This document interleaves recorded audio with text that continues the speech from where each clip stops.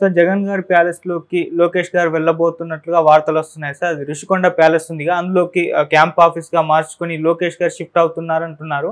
అయితే దీనికి పవన్ కళ్యాణ్ గారు అడ్డు చెప్పారని అంటున్నారు సార్. ఎందుకంటే అంతకుముందు విమర్శలు వచ్చాయి అదే ప్యాలెస్ మీద, ఇప్పుడు నువ్వు షిఫ్ట్ అయితే ఎలా అని అడ్డు చెప్పారంటున్నారు.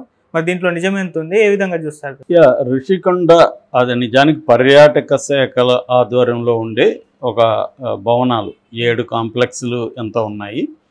అది కొద్దిగా రిచ్గా కట్టారు. సో ఎందుకు రిచ్గా కట్టారనే దానికి వీళ్ళ వైసీపీ వాళ్ళ ఇదేంటంటే, రిచ్ అంటే మరీ అబ్నార్మల్గా ఏం పెట్టలేదు. 500 కోట్లు ఖర్చు అయింది 7 కాంప్లెక్స్లకి. సో వీటిల్లో కొన్ని కమోడిటీ కానీ మిగతా వాటికి ఎక్కువ ఖర్చు పెట్టారని చెప్పి దీని మీద నేను ఆల్రెడీ చెప్పాను. ఎనీ రియల్ ఎస్టేట్ వాళ్ళకి ఇది అర్థమవుతుంది. ఇవాళ బాత్రూమ్ ఫిట్టింగ్స్ అనేవి కోట్లలో కూడా ఖర్చు పెడుతున్నారు. మామూలుగానే మనకి ఇప్పుడు మా ఏరియాలో ఒక అపార్ట్మెంటు ఆ కాంప్లెక్స్లో 3 కోట్ల నుంచి 7 కోట్ల వరకు ఉంది. ఒక అపార్ట్మెంట్ 4 బెడ్రూమ్ ఫ్లాట్. సో ఆ స్థాయిలో మామూలు దీంట్లోనే ఉంటే, సో ఇంకా ఒక కొంత ఇంటర్నేషనల్ స్టాండర్డ్స్ ఫాలో అయ్యి చేయాలనుకున్నప్పుడు ఖచ్చితంగా ఎక్కువ అవుతుంది. రెండోది ఇదేంటంటే వన్ టైం ఇన్వెస్ట్మెంటు. రేపొద్దున అక్కడ 5 స్టార్ హోటల్లో పెట్టాలన్నా కూడా బోలెడు డబ్బులు అవుతాయి. అందుకని ఇది చేశామని చెప్తున్నారు. ఖచ్చితంగా దాంట్లో దుర్వినియోగం ఏమైనా జరుగుంటే దాని మీద నివేదిక తెప్పించుకొని విచారణ జరిపి ఖచ్చితంగా ప్రజాధనాన్ని ఎలా ఖర్చు పెట్టాలనేది ఖచ్చితంగా దానికి ఒక పద్ధతి అయితే ఉండాలి, అది నో డౌట్. ఏదేమైనా దాని మీద పెద్ద ఎత్తున విమర్శలు చేశారు. గంటా శ్రీనివాసరావు మీడియా వాళ్ళనంతా తీసుకెళ్ళి చూపించాడు, ఇట్లంతా వేస్ట్ చేశారు, ఇది జగన్ ప్యాలెస్ అని పేరు పెట్టారు దానికి. నిజానికి అది జగన్కి సంబంధం లేదు కదా. జగన్ ఎల్లకాలం ఉంటాడా? జగన్ క్యాంప్ ఆఫీస్గా దాన్ని పెట్టుకొని వైజాగ్లో, ఎందుకంటే అక్కడ వైజాగ్ని క్యాపిటల్ సిటీగా జగన్ ప్లాన్ చేసుకున్నాడు కాబట్టి అక్కడ క్యాంప్ ఆఫీస్కి వాడుకుంటూ ఎవరైనా ఇంటర్నేషనల్ గెస్టులు కానీ లేకపోతే ఇండియాలో ప్రముఖులు కానీ వ్యాపారవేత్తలు కానీ ప్రభుత్వ గెస్టులు ఎవరైనా వచ్చినప్పుడు దాంట్లో పెట్టాలనేది వాళ్ళ ప్లాను. సరే, అది ఎలా ఏదేమైనా వీళ్ళు చాలా తీవ్రమైన విమర్శలు చేశారు. దాని మీద నేషనల్ మీడియా కూడా కవర్ చేసింది. జగన్ ప్యాలెస్ అని దాన్ని విపరీతంగా ప్రచారం చేశారు. సో ఇదంతా బాగానే ఉంది, ఓకే.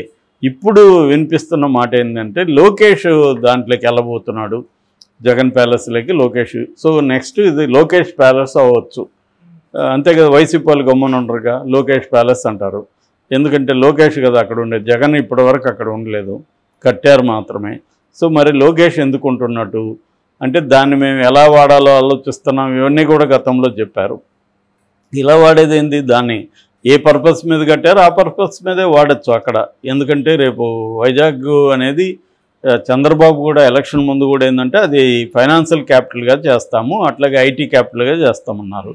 అది ఎంతో అనువైన ప్లేస్ ఆ రెండింటికి కూడా. ఎందుకంటే పోర్ట్ సిటీ, అది ఆల్రెడీ వెల్ ఆర్గనైజ్డ్ సిటీ. ఇప్పటివరకు ఆంధ్రప్రదేశ్లో ఎక్కువ పాపులేషన్ ఉన్న సిటీ కూడా అదే. పేరుకి అమరావతి, కానీ అమరావతి అంటే నథింగ్ బట్ విజయవాడలో కొన్ని బిల్డింగ్స్, గుంటూరులో కొన్ని బిల్డింగ్స్ ఉన్నాయి తప్ప అమరావతి అనేది ఏముంది అక్కడ. పేరు పెట్టారు అమరావతి అని.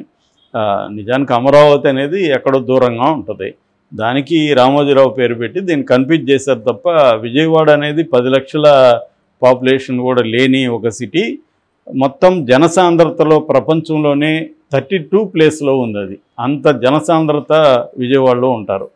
సో అట్లాగే అదేంటంటే మొత్తం బొలిశెట్టి శ్రీనివాస్ మీద మనం చెప్పుకున్నాం. మొత్తం ఏంటంటే వాటర్ బాడీస్ ఎక్కువ ఉన్నాయి.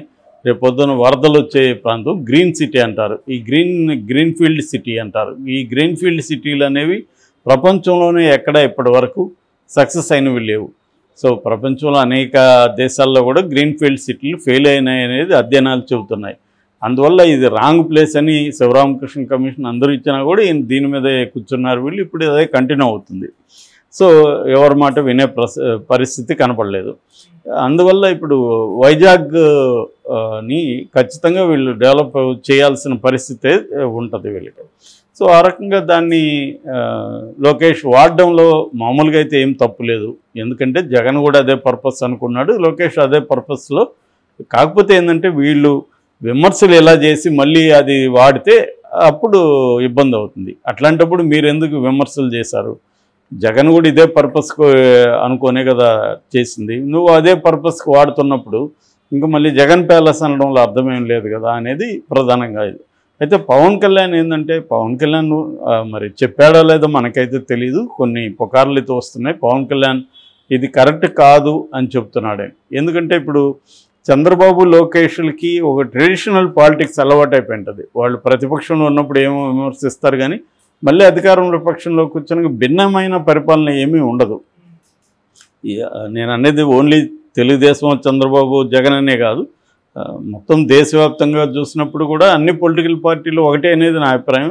పెద్ద ఎసెన్స్లో తేడా ఏం లేదు, కొంచెం ఫంక్షనింగ్లో చిన్న చిన్న తేడాలు తప్ప వాళ్ళ భావజాలంలో కానీ ఎసెన్స్లో అసలు భావజాలం ఎవడికి లేదనుకో, అధికారమే భావజాలం. కాబట్టి అంతే, అలాగే పాలిటిక్స్ ఉంటాయి. కాకపోతే పవన్ కళ్యాణ్ ఏంటంటే కొంత డిఫరెంట్ బ్యాక్గ్రౌండ్ నుంచి వచ్చాడు, కొంత ఆయన కొంచెం వేరే వేరే పుస్తకాలు చదివి కొంత ఐడియలిజం ఉంది. చెగువేరానో ఇంకొకటనో వివేకానందనో ఏదో మాట్లాడుతుంటాడు. అంటే డిఫరెంట్ భాజాలకి ఆయన ఇన్ఫ్లుయెన్స్ అయ్యే స్వభావం ఉంది కాబట్టి, సో గతంలో మనం విమర్శించాం కదా, ఇమ్మీడియట్గా ఇప్పుడు లోకేష్ వెళ్తే ఎలాగా అనేది ఆయన అబ్జెక్ట్ చేశాడు అని అంటున్నారు. కానీ లోకేష్ ఏంటంటే ఇప్పుడు కాబోయే నెక్స్ట్ తెలుగుదేశానికి నాయకుడు లోకేషే. చంద్రబాబు ఈ 5 ఏళ్ళు ఉండొచ్చేమో, కానీ నెక్స్ట్ 5 ఏళ్లలో ఖచ్చితంగా లోకేష్ని ఫోకస్ చేయాల్సిన పరిస్థితి చంద్రబాబు కూడా ఉంటుంది. తన వారసుడుగా లోకేష్ని ఆయన ప్రొజెక్ట్ చేయాలి.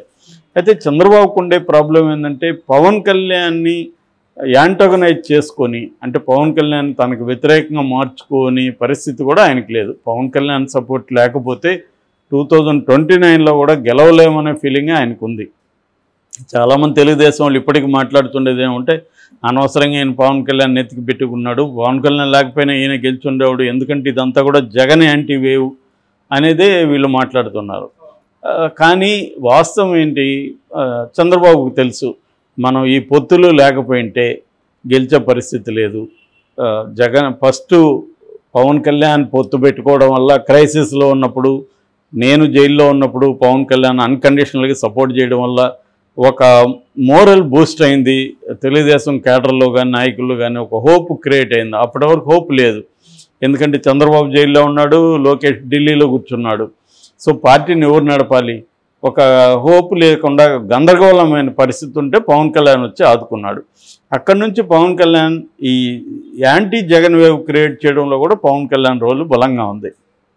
అట్లాగే పవన్ కళ్యాణ్కి ఒక బలమైన సమూహం వెంటుంది. దాదాపు 20% ఓట్లో ఉన్న కాపు సామాజిక వర్గం పవన్ కళ్యాణ్కి అండగా నిలబడింది.